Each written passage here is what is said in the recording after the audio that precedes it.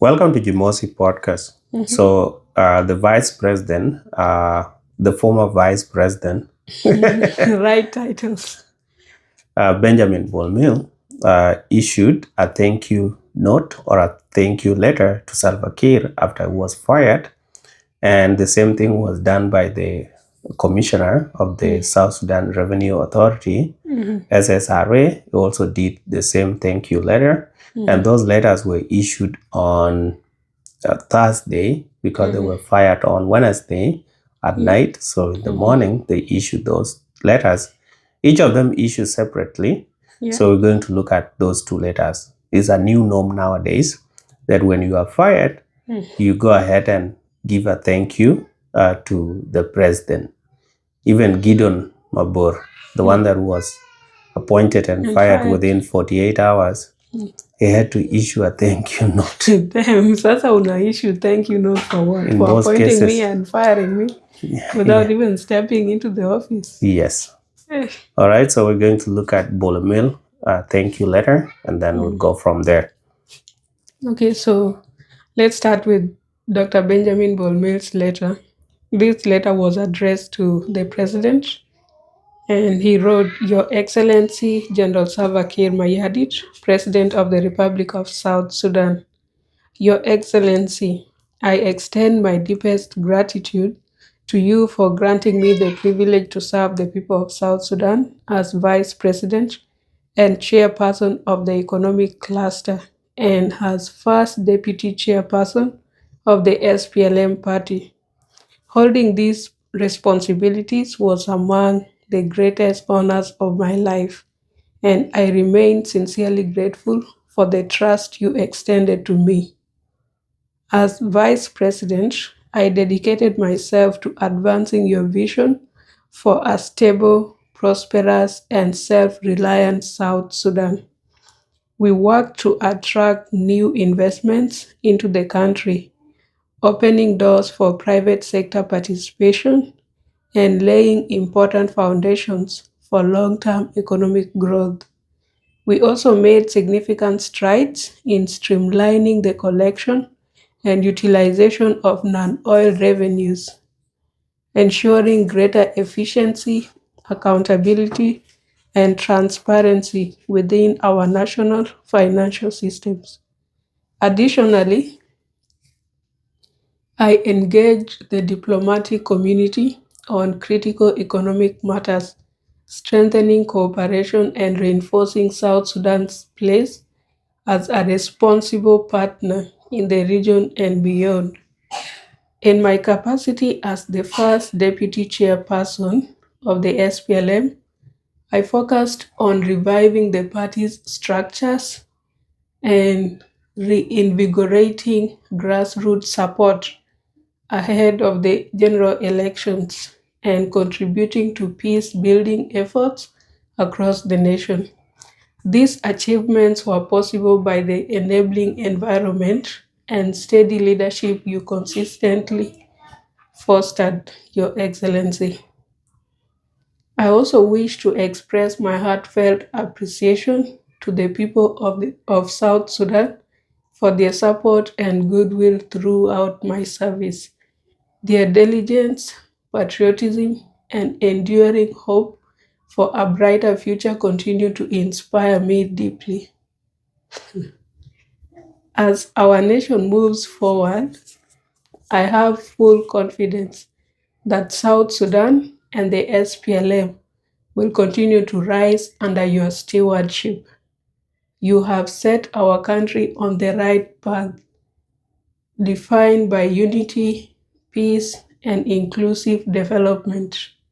Once again, Your Excellency, thank you for the opportunity to contribute to the progress of our nation. With highest respect, Dr. Benjamin Bol Mel. All right.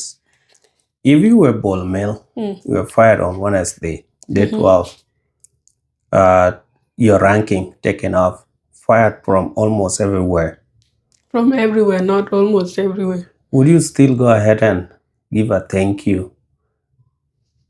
Take it as a personal thing that it was you. You are in Benjamin Bol Mel's shoes. will you go ahead and thank Salva Kiir? I would issue an appreciation letter if I want to come back to the government. And also, like, given the current situation, right? Almost everyone, when you are fired, even before you do anything within your capacity or within 2 months, there's no probation period like 3 months, you still kind of are expected to issue an appreciation letter. Otherwise, it looks like you lack gratitude and you might miss out on the next appointments. As much as for Bol Mel, it's kind of different because what bigger appointment is he waiting for if he has been removed from the vice presidency position? If I were Bol Mel, I would have not issued that thank you note that he did to Salva Kiir.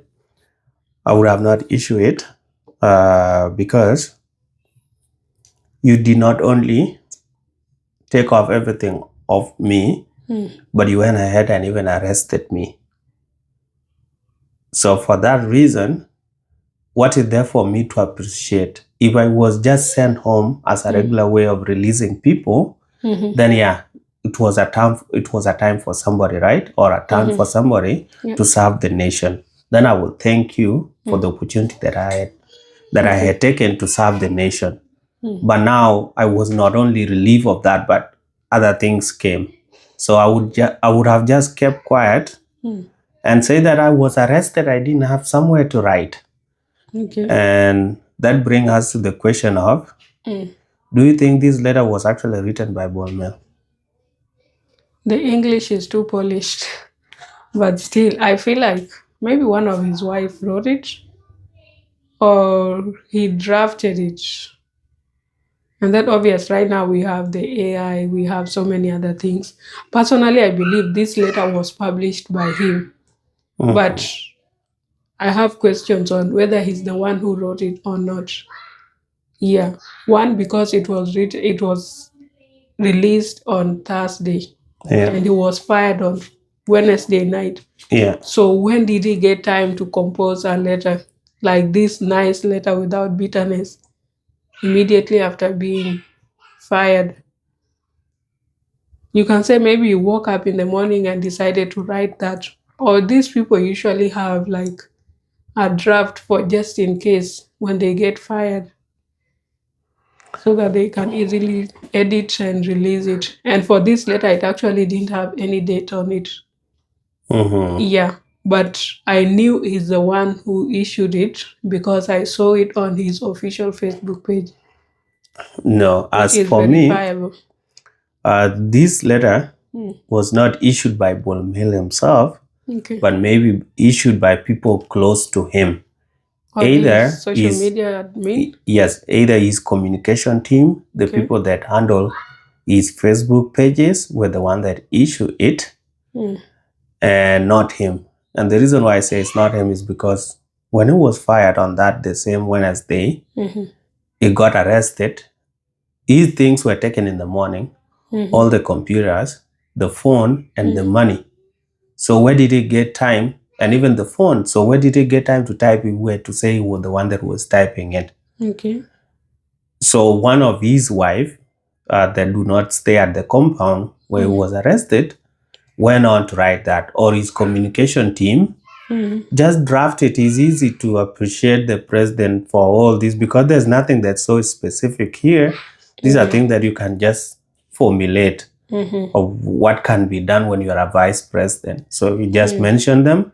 There was nothing specific here. For example, if you mention a specific company that you say we work with this country or this company to do this, then that one now need the actual person that went to do that. But if it is just a general that you work with countries with no names, you can easily come up with that statement and nobody will question you. So based on how situation were at that time, I'll say no. The letter was not written by Bol Mel himself, but came from his team. Yeah. On a second thought, I just think I agree with you on that. And I'm currently on Twitter from his account. Yeah. No one can reply to it. Like there are no replies. He has disabled the comment section, but people are able to retweet it Yeah. on X.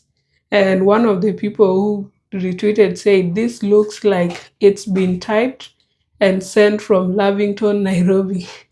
And another person said, "Demoted from general to private, dismissed from the army, the party, and the government." And he reacts like this: very un-African, even more so, very un-East African. What's the catch?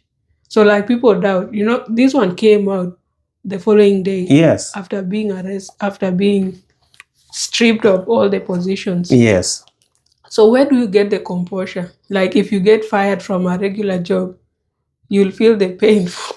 Yeah, sometimes you even feel like opening a lawsuit against your employer. But now you are even arrested and you say you're writing this? No. Very positive one. Yeah, like this one, it kind of gets me to question like how sincere are these people with these appreciation notes? There's no sincerity. That's the first thing that we have to begin with. Okay. People just write as a way, as a new norm of doing things when you are fired. It's not like they actually mean in their whole heart that they appreciate the opportunity that was given to them. And if they have been put aside and somebody else to take over, they appreciate that time. No. It's just that you don't want to be in bad record with Salva Kiir. And when you go ahead and issue that appreciation letter, even when you know like you guys did not end on a good note, then it creates that thing that you were not mad. Friendliness. Yes, but people were mad. You're not burning bridges. Yes. You might need them. And for Bol Mel, it's very important because of the case that it might be put in to show that as much as it was accused of all this, it didn't feel like that it was upset about the whole thing. It still went ahead and appreciate the president and not abuse him. Yeah. So maybe it's going to play a critical, but when it comes to, if it was going to go to the court, this one, it will not help in showing that the guy did not have any ill intention about whatever that is going to be charged, but it can help in reducing the sentence because of showing remorseful, for being remorseful.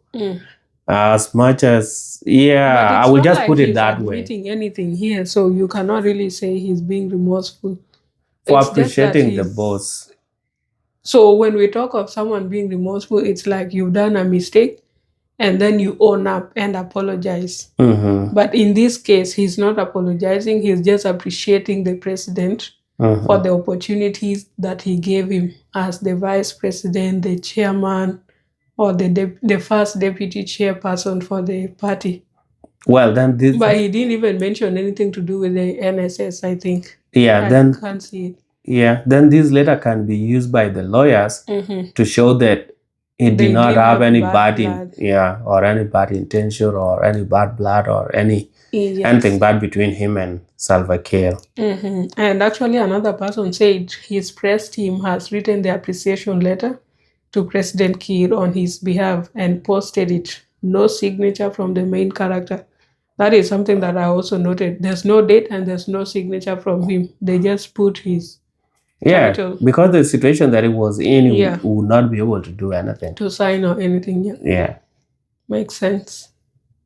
But then somewhere that I found really kind of interesting, he said, as our nation moves forward, I have full confidence that South Sudan and SPLM will continue to rise under your stewardship. You have set our country on the right path, defined by unity, peace, and inclusive development. Which unity? Which peace? What development? This is a PR letter. Yes. And if the person being written all this, there are two ways that people interpret things. Okay. There are some supporters of Salva Kiir or Salva Kiir himself that will see this letter and say, Very positive. Yes, people are appreciating the unity and the peace that I'm doing in this country. Who are these people that are saying that there's no peace? So you see, people can comfort themselves with that. Yes.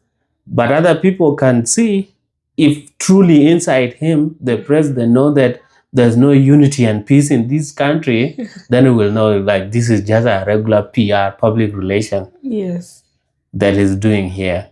Yeah. Because everybody knows what they are doing. True. Yeah. And there's no peace. There's no development to begin with. And setting the country on the right path, like which right path? When you're constantly firing, recycling people, and you don't even give any reasons. If somebody has arrested you and you want your liberty, you can't say that the country is on a wrong path. As much as it is totally on a wrong path because people are being arrested for political differences, then you don't say it. You have to say the other side, because sincerely, if you have removed everything of the person, you are not supposed to go ahead again and arrest them. That's true. Just let them be a regular citizens and leave them. But again, you remove all those and arrest them. You're just adding on the bitterness. Yeah, and then the country is on a right path. To me, this one look ironical. Yeah, it's the opposite of everything that should be said. But anyway, like in politics, you don't have to be correct. Yes. Or you don't have to be right. You just have to be politically correct. You move with the wave. Like if you think this is going to sound really good or to massage someone's ego, then you do it the way they like it. But even President Kiir himself, deep down, he knows the country is heading in the wrong direction. Deep down, he knows what? That's you that think that the country is on the wrong path. But to him and his followers, or the people that own the government, think that the government is on the right path. Okay, so Sudan is better than when we used to be together with the Arabs. Yeah, so everything, it all depends from which angle you look at them. Yes. From you look at an angle that a lot of things are not happening, and you point them out. But to them, they look at that things are working. The small things that they have done. Yes. That liberty or liberation from the north.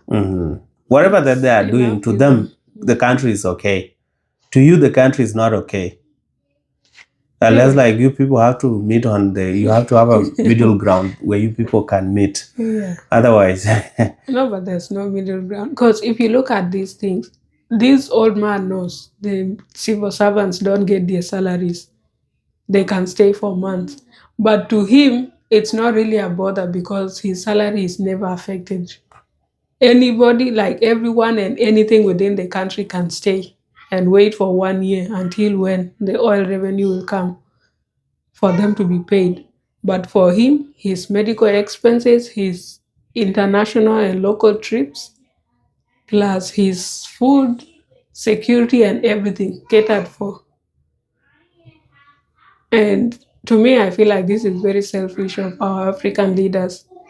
Because there's no way you'll be living a very comfortable life, and yet there are people out there who are not able to afford even 1 meal a day, simply because they work with the government or their spouses are in the military and they are not receiving salary every month. What you need to know is that in society, countries do not run on humanity.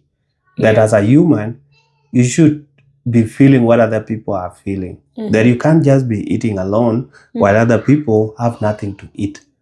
That's not how it works. It is the constitution that's supposed to guide people.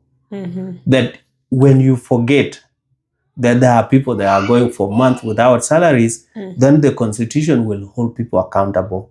Either people will go to protest, or there will be high demand that these salaries need to be paid.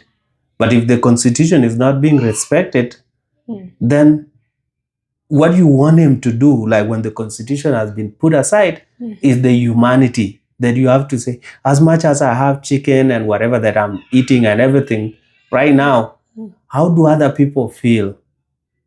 Should I not work hard so that they have something little at the end of their table too? That's humanity talking out of you. But that's not how these leaders run the countries. We're supposed to have a constitution that's supposed to be holding them accountable. That when we are going to talk, it's not can you please do something for us? Constitution said You must. Yes. Pay the salaries on this date. And the government must do something within its means to look for those salaries to be paid. And then in case of corruption, there are ways to deal with it. Yes. Those individuals, they have to be investigated and they have to be fined. There's a punishment for everything. Yeah. But then when it's not followed, kind of makes sense. Yeah. Yeah, and this actually reminded me of a video we were watching the other day, I think yesterday.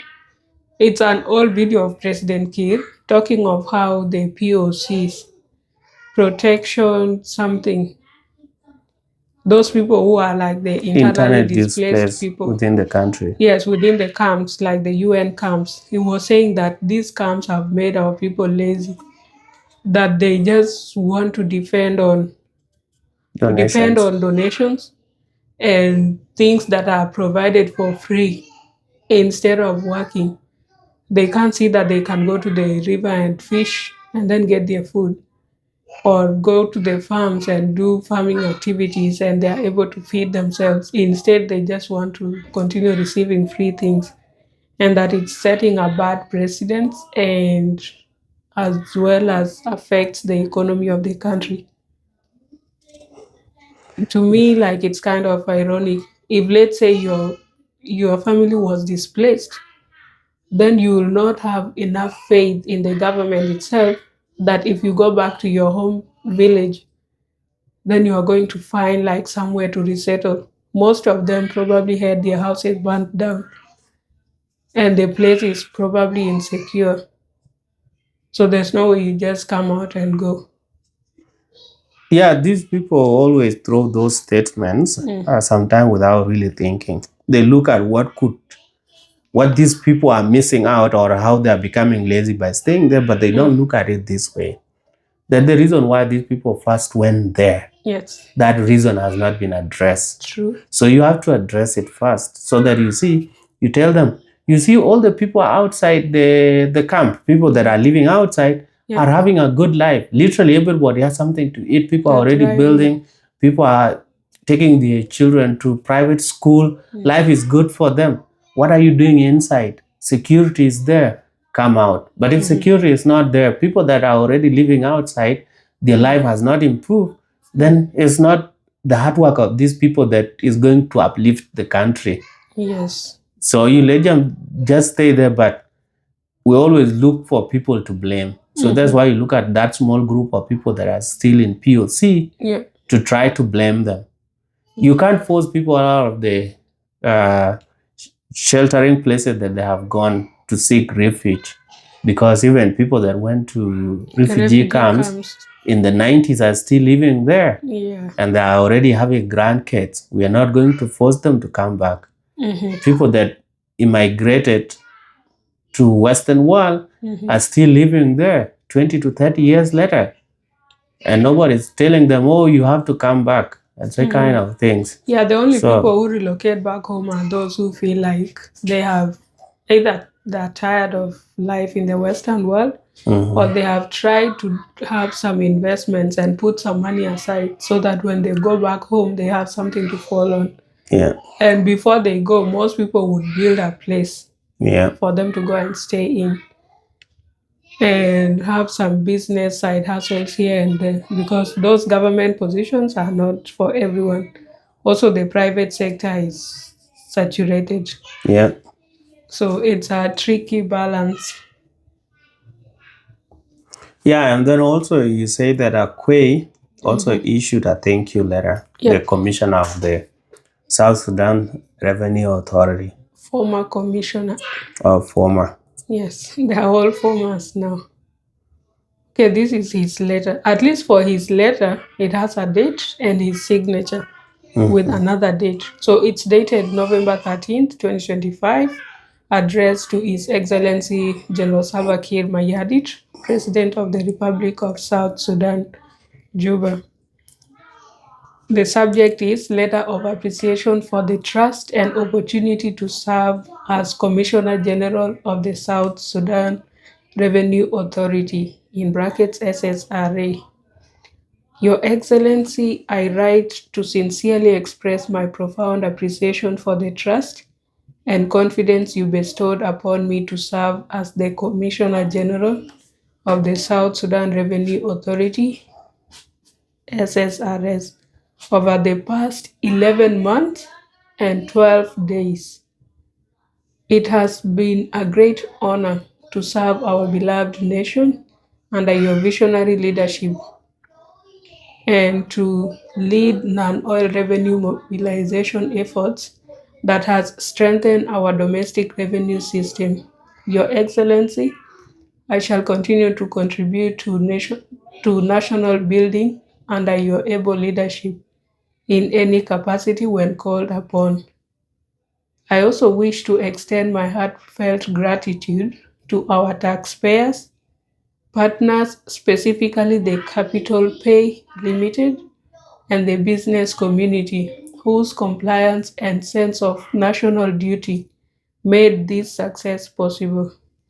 Paying taxes is not merely a choice, it is an obligation that fuels our collective progress as a nation.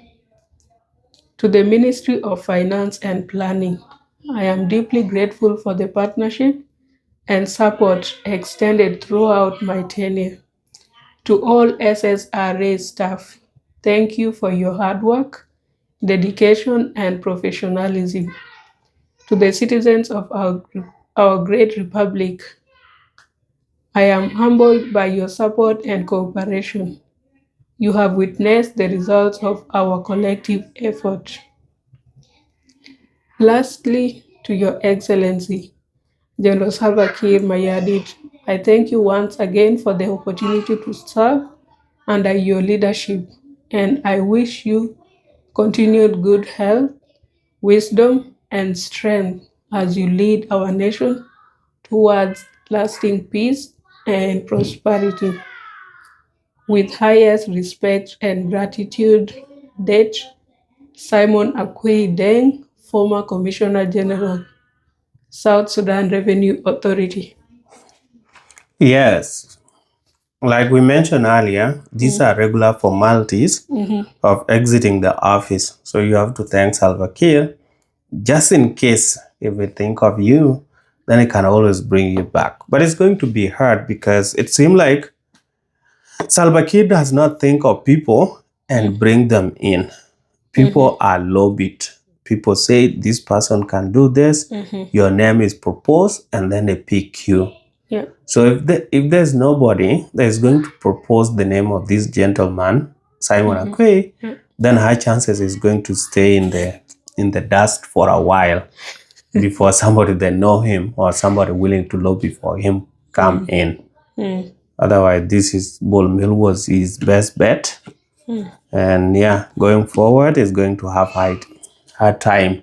Is Bol Mel the best bet for Simon Akuei, like someone who can That can put his name forward because they knew each other well. They had worked together, you know, the ability of this other person. But the remaining people right now, most of them, as much as we have seen his work, some of the people that lobby people in, I don't think if they really care about him. So they will look for other people to lobby in that position, not Akuei, not Simon. Yeah. And it's actually not just about if they have the urge or they would want to lobby him in. But the thing is, like, most likely they don't really care about production. Yes. That's why in the speech that Simon Akuei delivered during the inauguration of the incoming Commissioner General for the South Sudan Revenue Authority, which we have already posted before this video, he mentioned that some people within the office who are eyeing that position start lobbying people out within the first month of them being appointed. At least for him, he has served for like 11 months, 12 days, which was close to 1 year. Yeah. That's a long time for those offices, like the Ministry of Finance, Governor of Central Bank, and the National Revenue Authority. It's very tough, like, for someone to stay for that long. Yeah. Yeah, and I feel like that could be possibly because of Bol Mel. because during his tenure, Bol Mel got appointed after him in February of 2025. But for Simon, it was his appointment was back in November 2024, and then Bol Mel in 2025. But since they were kind of buddies, it kind of probably made him secure. And Yeah, he was not to be reporting lobbied out. directly, yeah. And his ministry is kind of reporting directly to Bol Mel. So he was secure in that sense. And if you look at Bol Mel's speech, he kind of mentioned on the non-oil revenue collections. So there he was referring to the To that SSRA. department. Yeah. Yeah. And I actually feel like Simon Akuei might come back because Ask Foundation, which is Adult Salva Kiir Foundation, actually issued a statement on the same day. That is on 13th of November, when these appreciation letters were coming out. And it's like they were appreciating Simon Akuei for all the things that he has done. And this is what they said to Honorable Simon Akuei Deng, former Commissioner General for National Revenue Authority in the Republic of South Sudan. Dear Honorable Simon, I hope this letter finds you in good health and high spirit. On behalf of the Ask Foundation and our entire team, I would like to express our sincere appreciation for your time, cooperation, and support over the past months. Your dedication, professionalism, and leadership have been greatly valued. James and I truly appreciate every engagement we've had with you. Your exemplary leadership and teamwork have left a lasting impression, and we look forward to future opportunities to collaborate again. We wish you continued success in your future endeavors and pray that you will continue to serve our nation in other capacities. Sincerely, Deng Arop Mawien, Executive Director, Ask Foundation. So obviously, this letter was not issued without Adut's knowledge because this is her foundation as much as it's coming from the executive director. Yes. So how was Ask Foundation related to SSRA? That's tricky. It's because of the Capital Pay Limited. Okay.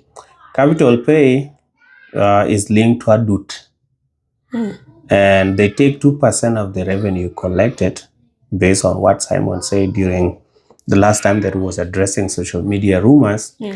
He said Capital Pay is paid 2% of the revenue collected. Was that These are the Capital Pay system. or another company? There's another company that is kind of probably linked to Capital Pay. Yeah, they are all There's a the bigger same. name. Yeah. Yeah. They're all in there. Okay. So that's where that company belongs, that is associated with Adut. And if they get their 2%, then their 2% is reflected in how much revenue is collected. And how do Ask Foundation fund itself? It has to come from those funds, right? From here and there, 1% or that 0.0 something percent that come from the SSRA as part of their payment for the system that they provide. So for that reason, because they were mentioning these other thank you, whatever, and then they were feeling also the money that was going there. So they had to issue a thank you to that the same person that was heading that department, because they were able to feel the increase in their pay based on the revenue that were collected. Okay. Yeah, I think the mother company for Capital Pay is called Crawford. Yeah. And it's like they are the ones who are kind of digitizing the visas as of 2020, also taking over the collection of taxes digitally. Yeah. Yeah. Because there were those allegations that were put forward by, I think, Dengbol a while back, maybe in late October. And then that's when Simon Akuei had to come out to clarify, because Dengbol was saying that this company takes like 75% of the visa charges and whatever is collected through the e-tax. Then Simon Akuei came out and debunked that, saying that it doesn't make financial sense for a company to be taking 75% of what you collect. And then he issued actually the value that the company takes, which he said is 2%. Yeah. And I think when we were doing the analysis, we agreed with Simon that there's no way, as a company delivering services, you'll collect 75%. And It would leave make better sense if you're and collecting 10.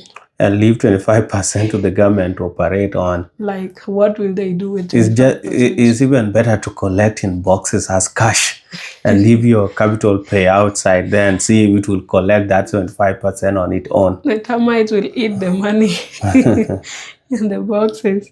Yeah. Yeah, okay, that makes sense now. Yeah, so that's what happened. And like in one of the videos that we had just posted, Akuei talk of the reforms and how they have improved their tax collection as he was leaving the office. And to me, the speech that he gave, even giving numbers and some of the things that they did to make sure that the money that they send to central bank, nothing happened to it in between, Yeah. really showed that this guy was working. And I really appreciate that. And that's why I said last time that because Salva Kiir does not give reason when he's firing people, speak for yourself. True. As the officer, Yeah. as the employees of the government. When you are being fired, please tell us what you did, how you did it, and go. So that when you leave those words, you have set the standards for the incoming person. Yeah. If incoming person come in, does nothing, or stop letting us know, then simply is not doing better than you. Yes. So that's why they're keeping quiet with the numbers. And we will call them out. And if we are able to, if people are able to detect that this guy is actually collecting less, it will be felt in the economy. In the economy, and even at the central bank where they receive the money. Yes. They'll say, when this other guy was here, we used to receive this money per month. Now that you are here, what has happened? It has dropped. Are you not following up with the step that he took? Yeah. And either the person will either be fired or he will step up his shoes and then do better. And if they happen to speak, of which maybe some of the employees might leak the information and say, since when you left, the collection has dropped to less than 100 billion a month, and you left it over 100 billion. Yes. So you see there, we'll be able to see that this guy is not performing, William Anyuon. So for that reason, Anyuon is on a the hook. Standards have been set high. Like You better do better. Either maintain those numbers or even maintain those numbers or do better than that. Otherwise, just going to say Salva Kiir, whoever that you brought here is not working. Yes. Is sleeping on the job. Simon. Bring him back or look for somebody better. Yeah, and I actually really liked his speech. It was very straightforward, and he was actually spilling the tea, warning the lobbyists that they should stop this issue of lobbying people out as soon as you get appointed. Yeah. Instead, they should give the person time to work and allow them to perform their job descriptions as assigned. And he also mentioned that he had asked President Kiir what his job expectations are when he went for the benchmarking thing or like for briefing. Yeah. And during this speech, I encourage all of you to watch it if it will be before this video, episode 194. He mentioned that President Kiir told him, go and collect the salaries. So that means collect enough taxes so that civil servants get paid. Because right now it's very hard to rely on the oil revenue during all these, because his appointment was during the Sudan crisis and all that. So oil, the pipeline will be closed for some months. That means nothing is coming in. And the government somehow has to continue operating. So that's what he was told. And he gave a lot of steps that he has taken and some of the projects that he was spearheading. Like I think there's a tax act that they sent to parliament, like an amendment to an existing law. Yeah. which is something that he asked this guy to continue following up on because he sent it to the Minister of Finance, Yeah. who's the person who's supposed to take it to the executive and the parliament. Yeah. Yeah. So that was really nice. I like that he outlined some of the things that he did and what he was working on prior to him being fired, so that this person doesn't start like at a random place.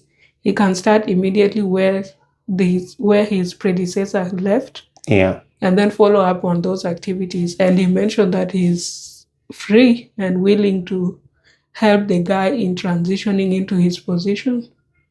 In case they have questions, they can always reach out. Otherwise, they also have like their staff are already aware of what is currently happening. Yes, so that was it. So that's it for Jimosi podcast. You have listened to all the thank you letters from the two gentlemen. Let us know if they were genuine and sincere, especially for Bol Mel that has been arrested. And was it him that actually wrote the letter, or it was his communication team? And if you were fired as an individual, would you go ahead and do that personally? If we end on a good note, I'm not under any restriction or any arrest, I will say thank you. Yeah. But if you take away my liberty, it's just better to die in silence. What am I appreciating for arresting me? Personally, I would appreciate. I think I've ever done that. I just reaching out to the manager and telling them it was great working with you. And Were all you that. fired? Leave me alone. Were you arrested? I've never been arrested. Then Yeah, they are not the same scenarios. No, they are not the same scenarios. You are comparing apple with oranges. Yeah. Okay. All right. So please consider subscribing, share, like, and leave your comment. Yes, and please be honest. Like, what did you find very interesting in those letters? Do you agree with some of the things that they said? Are we on the right track as a country? Or should people be more sincere when it comes to these issues? Also, would you write an appreciation letter if you are let go by a company? Or will you be depressed until you find another job? That's it for Jimosi podcast. Consider subscribing if you have not. We are currently on our road to 4,000 subscribers and less than 600 subscribers away. Thank you for the support this far.